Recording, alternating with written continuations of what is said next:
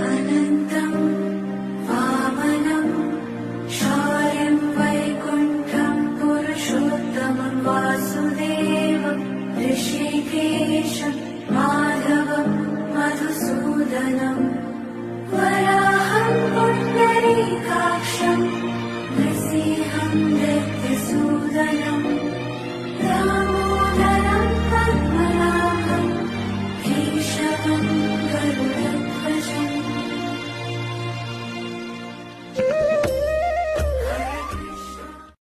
अनन्तं वामनं शौर्यं वैकुण्ठं पुरुषोत्तमं वासुदेवं ऋषिकेशं माधवं मधुसूदनं वराहं पुण्डरीकाक्षं